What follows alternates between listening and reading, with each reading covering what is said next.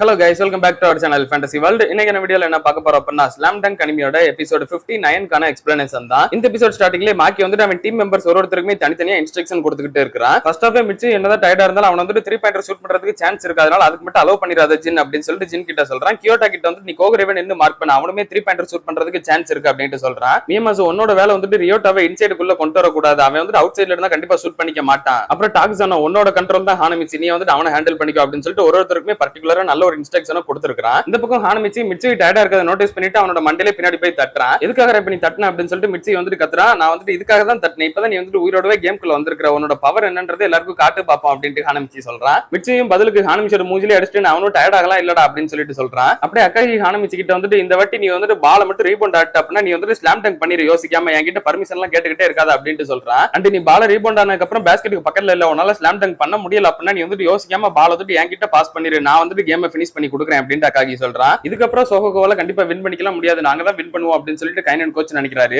ஆனா நம்ம கோச் அஞ்சய் வந்துட்டு இன்னுமே கான்ஃபிடென்ட்டா தான் இருக்காரு, கண்டிப்பா வின் பண்ண முடியும் அப்படின்ற ஒரு நம்பிக்கையோட பால் வந்துட்டு இப்ப சோகோ டீம் தான் ஸ்டார்ட் பண்ணணும். மிட்சி தான் பால வச்சுக்கிட்டு நிக்கிறான். ஹானமிச்சி அக்காகி ரெண்டு பேருமே வந்து டிஃபென்ஸ் ரொம்பவே ஸ்ட்ராங்கா இருக்குது, அதனால அவன் பால தூக்கி அப்படியே கோகரே கிட்ட கொடுக்குறான். அவன் கிட்டயுமே கியோட்டா வந்து அதிகமா பிரஷர் கொடுக்குறான். கைனன் கோச்சுமே வந்துட்டு ஃபவுல் மட்டும் எதுவும் ஆயிராதரா அப்படின்னு சொல்லிட்டு சத்தமா சொல்றாரு. கோகரேவே கியோட்டா வந்துட்டு ஒரு ஸ்டெப் கூட முன்னாடி போகவே விட மாட்டேங்கிறான். அதனால கோகரே வந்துட்டு பால தூக்கி ரியோட்டா கிட்ட பாஸ் பண்ணிடுறான். அவனுக்குமே மியமாசு மார்க் பண்ணி வந்து நிக்கிறான். நான் வந்துட்டு கண்டிப்பா இவனை தாண்டி போய் ஆகணும் அப்படின்னு சொல்லிட்டு ரியோட்டா கொஞ்சம் கொஞ்சமா முன்னாடி வர பாக்குறான். பட் அவனுமே கூடவே கீப் அப் பண்ணி வந்துகிட்டே இருக்கான். கேம்ல இன்னும் ஒரு 35 செகண்ட் தான் இருக்குது. ஆயக்கோமே எந்திரிச்சு கத்திடுறா, ரியோட்டா நமக்கு ரொம்ப டைம்ல சீக்கிரம் ஏதாவது பண்ணு அப்படின்னு சொல்லிட்டு லாஸ்ட் 30 செகண்டுக்குள்ள கேம் போனதுக்கு அப்புறமா எல்லா ஆடியன்ஸ் ரொம்பவே சேர் பண்ண ஆரம்பிக்கிறாங்க. ஸ்டேடியம் ஃபுல்லா செம்ம சவுண்டா இருக்குது. நீ என்னடா பண்ணிக்கிட்டு இருக்க, பால எனக்கு பாஸ் பண்ணு அப்படின்னு சொல்லிட்டு ரியோட்டா கிட்ட இருந்து மிட்சி பால வாங்கிட்டு வந்துகிட்டு இருக்கான். ஆனா மிட்சியுமே வந்துட்டு ஃப்ரீயாலாம் இல்ல, ஜின் வந்துட்டு அவன் கூடவே தான் வந்துகிட்டு இருக்கான். மிட்சி வந்துட்டு பெர்ஃபெக்ட்டா எய்ம் பண்ணி எல்லாம் ஷூட் பண்ணல, சும்மா ஒத்த கையில பால் வந்துட்டு பேஸ்கெட்டை நோக்கி தூக்கி போடுறான். அது கண்டிப்பா ரீபவுண்ட் தான் ஆகும் அப்படின்னு சொல்லிட்டு அக்காகி ஹானமிச்சி ரெண்டு பேருமே ரெடியா தான் இருக்காங்க. ஆனா இந்த வாட்டி அந்த 5ஆம் நம்பர் பிளேயர் வந்துட்டு ஹானமிச்சி சூப்பராவே ஸ்கிரீன் அவுட் வச்சு நின்னுகிட்டு இருக்கான். ஹானமிச்சிக்கு பொசிஷனே அவன் கொடுக்கல. பாலுமே பேஸ்கெட்டை நோக்கி போகும்போதே வந்துட்டு எல்லாரும் வாயை பொளந்து பாத்துக்கிட்டு இருக்காங்க. ஹானமிச்சிக்கு இன்னுமே அவன் பொசிஷனை விட்டு கொடுக்கவே மாட்டேங்கிறான். பெர்ஃபெக்ட்டா ஸ்கிரீன் அவுட் வச்சு நின்னுகிட்டு இருக்கான். ஹானமிச்சி ரொம்பவே கஷ்டப்பட்டு ஒரு டேன் ரவுண்ட் பண்ணி முன்னாடி போகலாம் ட்ரை பண்றான். பட் அதையுமே வந்துட்டு தடுத்துக்கிட்டு நிப்பாட்டிக்கிட்டே இருக்கான். அஞ்சாறு ரியோட்டா வந்துட்டு பேஸ்கெட்டுக்கு பக்கத்துல வேமா ஓடி வரான். பாலுமே பேஸ்கெட்ல உள்ள விழாம அப்படியே வெளியே வருது.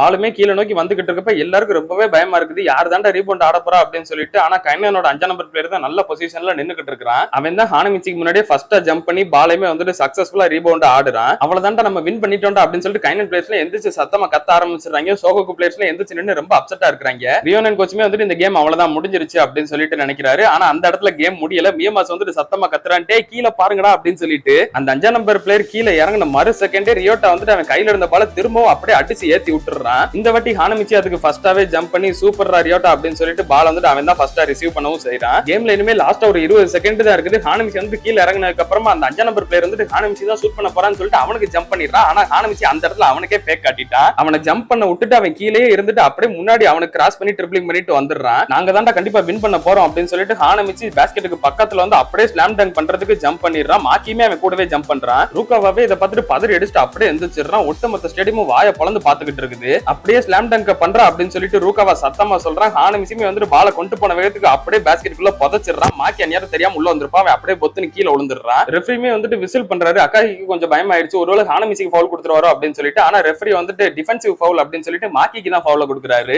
பேஸ்கெட்டுமே கவுண்ட் ஆகும், பிளஸ் ஒரு ஃப்ரீ த்ரோவுமே கிடைக்கும் அப்படின்ட்டு ரெஃப்ரி சொல்றாரு. சோஹோக்கு இப்ப 88 பாயிண்ட் வந்துடுறாங்க. ஒரு ஃப்ரீ த்ரோவே சக்சஸ்ஃபுல்லா மேக் பண்ணிட்டாங்க அப்படின்னா 89 பாயிண்ட், அடுத்து ஒரு பாயிண்ட் தான் டிஃபரன்ஸ்ல இருக்கும். ஆனா கேம்குள்ள 2 ரேலி விளையாடுறதுக்குலாம் டைம் இல்ல, டைம் வந்துட்டு ரொம்பவே கம்மியா இருக்கு. ஒரு ரேலி தான் மேக்ஸிமம் விளையாடவே முடியும். சோஹோக்கு பிளேயர்ஸ் எல்லாருமே நம்ம வந்து இந்த கேம்ல இன்னும் தோக்கல, நம்ம வந்து கண்டிப்பா வின் பண்ண முடியும் அப்படின்ற ஒரு கான்ஃபிடென்ட்க்கே திரும்பவும் வராங்க. என்னடா இது ஹானமிச்சி இந்த மாதிரி ஒரு பெர்ஃபார்மன்ஸ் கொடுத்துட்டா அப்படின்னு சொல்லிட்டு செண்டோக்கே ரொம்ப ஆச்சரியமா இருக்குது. ஒட்டுமொத்த ஆடியன்ஸுமே வந்துட்டு ஹானமிச்சிக்காக சத்தமா கத்திக்கிட்டு இருக்காங்க. ஹானமிச்சி வந்துட்டு இந்த பாயிண்ட் ரொம்பவே சூப்பரா எடுத்து கொடுத்தான் அப்படின்னு சொல்லிட்டு கோச் அஞ்சாயும் சொல்றாரு. ஆனா ரூகாவாக்கு உள்ளுக்குள்ள என்னதான் சந்தோஷமா இருந்தாலும் வெளியே காட்டிக்க கூடாது இல்லையா, அவன் ஒண்ணு இது அவ்வளவு பெருசாலாம் பண்ணல, இது ஒன்னும் அவ்வளவு ஸ்பெஷல்லாம் கிடையாது போங்க அப்படின்னு சொல்லிட்டு போயிடுறான். அக்காக்கியும் வந்துட்டு ஹானமிச்சியை ரொம்பவே பாராட்டுறா. ரியோட்டாமே வந்துட்டு உனக்கு அந்த ஃபேக்க சொல்லி கொடுத்ததே நான் தான்டா, ஆனா இப்ப அந்த ஃபேக்க நீ போட்டு காட்டுன்னு சொல்லிட்டு சத்தியமா நானே எதிர்பார்க்கலடா அப்படின்னு சொல்றான். எல்லாருமே வந்துட்டு ஹானமிச்சியை ரொம்ப பாராட்டுறாங்க. ஆயக்கோமே நினைக்கிறா ஹானமிச்சி இன்னுமே கொஞ்சம் நாள்ல நம்ம டீமோட கோர் பிளேயராவே கண்டிப்பா இருக்க போறான். அவன் விளையாண்ட ஒரு கேம் பிளேவை பார்த்துட்டு ஒட்டுமொத்த டீமோட மைண்ட் செட்டுமே கம்ப்ளீட்டா சேஞ்ச் ஆயிடுச்சு அப்படின்னு சொல்லிட்டு நினைக்கிறா. மாக்கி வந்துட்டு எப்பவுமே ரொம்ப காமா இருக்கிற ஒருத்தன் அவன் எப்படி இந்த மாதிரி ஃபவுல்லாம் வாங்கினா, எப்படி இந்த மாதிரி மிஸ்டேக் பண்ணா அப்படின்னு சொல்லிட்டு ரியோனன் கோச்சுக்கே ஒன்னும் புரியல.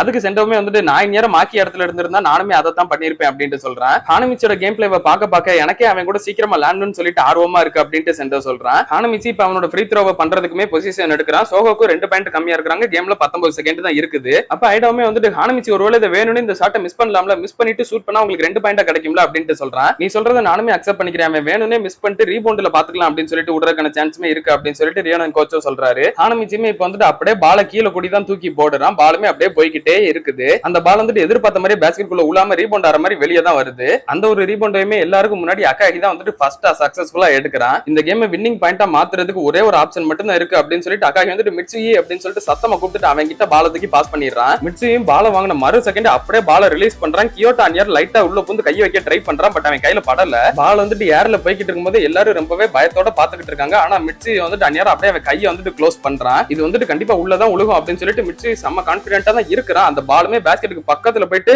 ரிமோட எட்ஜ்ல பட்டு பவுன்ஸ் ஆயிடுது. மிட்சுயிக்கு ஒண்ணுமே புரியலதுக்கெல்லாம் வாய்ப்பே இல்லடா, சத்தியமே நடக்க சான்ஸே இல்ல அப்படின்னு சொல்லிட்டு ரொம்பவே ஒண்ணும் புரியாம இருக்கிறான். டக்குன்னு ரீபவுண்ட் ஆடுங்கடா அப்படின்னு சொல்லிட்டு கைனன் கோச்சுமே கத்துறாரு. லாஸ்டா இப்ப 10 செகண்ட் தான் இருக்குது. மாக்கி தான் ரீபவுண்டுக்கு ஜம்ப் பண்றான். ஆனா மாக்கிக்கு முன்னாடியே உள்ள பூந்து ஹானமிச்சி ஒரு கையை வச்சு பால லைட்டா தட்டி விட்டுறான். அவன் தள்ளி விட்ட பால அவனே போய் கையில பிடிச்சுக்கிட்டு நான் தாண்டா கிங் ஆஃப் ரீபவுண்ட் அப்படின்னு சொல்லிட்டு கரெக்டா கேட்ச் பண்றான். சோஹோக்கு பிளேயர்ஸ் எல்லாருமே ரொம்பவே ஹாப்பி ஆயிடுறாங்க. ஹானமிச்சி கீழே இறங்கின உடனே அவனுக்கு 2 டிஃபென்ஸ் வந்துடுறாங்க. ஹானமிச்சி எதுவுமே யோசிக்கல, கொரிலா அப்படின்னு சொல்லிட்டு அகாகி கிட்ட பாஸ் பண்றான். ஆனா அந்த இடத்துல தான் ரொம்ப பெரிய ஏமாற்றம். ஹானமிச்சி பாஸ் பண்ணது அகாகிக்கே கிடையாது, கைனன் டீமோட 5ஆம் நம்பர் பிளேயருக்கு. இது வந்துட்டு ஒட்டுமொத்த சோஹோக்கு பிளேயர்ஸ்க்கு ரொம்ப பெரிய அதிர்ச்சியவே கொடுத்துருச்சு. அவன் வந்துட்டு பால கையில வச்சுட்டே நின்னுகிட்டு இருக்கான். ஹானமிச்சி சத்தமா கத்திக்கிட்டு இருக்கான். கேமே வந்து லாஸ்ட் 0 செகண்ட் வந்து முடிஞ்சிருது. ரெஃப்ரியுமே வந்துட்டு விசில் பண்ணிடுறாரு, கேம் ஓவர் அப்படின்னு சொல்லிட்டு. கைனன் பிளேயர்ஸ் எல்லாருமே ரொம்பவே சந்தோஷத்துல துள்ளி குதிக்க ஆரம்பிச்சிடுறாங்க. ஃபைனலி இந்த ஒரு கேம்ல கைனன் டீம் தான் வந்துட்டு வின் பண்றாங்க. சோஹோக்கு 2 பாயிண்ட் வித்தியாசத்துல இந்த ஒரு கேமை தோக்குறாங்க. சோஹோக்கு பிளேயர்ஸ் எல்லாருக்குமே ரொம்ப வருத்தமா தான் நின்னுகிட்டு இருக்கு. வருத்தம்ன்றதை விட அவங்க இன்னுமே அந்த ஷாக்ல இருந்தே வெளியே வரல, அப்படிதான் நின்னுகிட்டு இருக்காங்க. ஆயோகோக்கு கண்ணு ஃபுல்லா தண்ணி மட்டும் தான் இருக்குது. மிட்சுயும் அப்படியே கியோட்டோவை பார்த்து முறைச்சுக்கிட்டு நிக்கிறான். நல்ல வேளை ரொம்ப க்ளோஸ் அப்படின்னு சொல்லிட்டு கியோட்டோ சொல்றான். அப்படின்னா நீ வந்து அதை தொட்டியா அப்படின்னு சொல்லிட்டு மிட்சுயி கேட்கறான். ஜஸ்ட் என்னோட ஃபிங்கர் டிப்ல மட்டும் பட்டுட்டு போச்சு அப்படின்னு சொல்லிட்டு கியோட்டோ சொல்றான். அவனோட ஒரே ஒரு விரல்ல மட்டும் லைட்டா பட்டுட்டு போனதுனாலதான் இவ்வளவு பெரிய கலவரமே. கியோட்டோவும் சிரிச்சுக்கிட்டே நான் சிந்தின ரத்தம் வந்துட்டு இதுக்கு ஒருத்தியானது அப்படின்ற மாதிரி நின்னுகிட்டு இருக்கிறான். அகாகியும் ரொம்பவே கஷ்டப்பட்டு இந்த ஒரு உண்மையை அக்செப்ட் பண்ணிக்கிறதுக்கு ட்ரை பண்றான். அவன் வந்துட்டு மைண்ட ஃபிக்ஸ் பண்ணிக்கிறான், நம்ம தோத்துட்டோம் அப்படின்னு சொல்லிட்டு.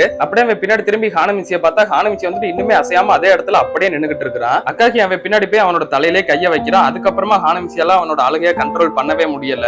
அகாகி அவனை கன்வின்ஸ் பண்ற மாதிரி இந்த டோர்னமெண்ட் வந்துட்டு இன்னும் முடிஞ்சு போகல, நம்ம வந்துட்டு இதுக்கு முன்னாடி விளையாண்ட லீக் மேட்சஸ் மாதிரி இது வந்து நாக் அவுட் கேம் கிடையாது, நம்ம வந்துட்டு மீதி இருக்க 2 மேட்சஸையுமே வின் பண்ணா நம்மளால நேஷனல் போக முடியும் அப்படின்னு சொல்லிட்டு சொல்றான். கைனன் பிளேயர்ஸும் எல்லாருமே வந்துட்டு ஹானமிச்சியை தான் பாத்துக்கிட்டு இருக்காங்க. நேரம் அகாகி வந்துட்டு அழுகாத அப்படின்ட்டு சொல்றான். ஆனா ஹானமிச்சியால சுத்தமா கண்ட்ரோல் பண்ணவே முடியல. இது எல்லாத்துக்குமே நான் தான் காரணமோ அப்படின்ற ஒரு குற்ற உணர்ச்சி அவனுக்கு ரொம்பவே அதிகமா இருக்குது. ஒரு சின்ன பையன் மாதிரி அப்படியே ஏங்கி ஏங்கி அழுக ஆரம்பிக்கிறான். அங்க இருந்து எல்லாருமே வந்துட்டு அவனை தான் பாக்குறாங்க. ரெஃப்ரியுமே வந்துட்டு 2 டீமே லைன் அப் பண்ண சொல்றாரு. அகாகி கோகரே 2 பேரும் தான் வந்துட்டு ஹானமிச்சியை மெதுவா கூட்டு போறாங்க. 2 டீமும் லைன் அப் பண்ணி நின்னதுக்கு அப்புறமா 2 டீமோட கேப்டன்ஸ்மே வந்துட்டு ஒருத்தருக்கு ஒருத்தர் கை கொடுத்துக்கிறாங்க.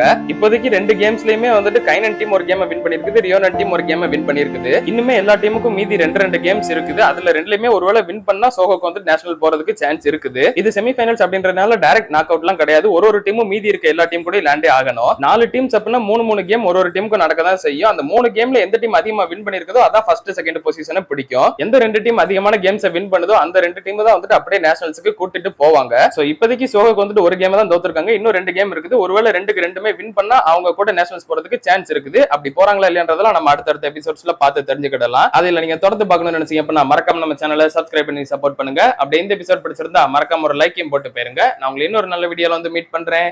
Bye guys.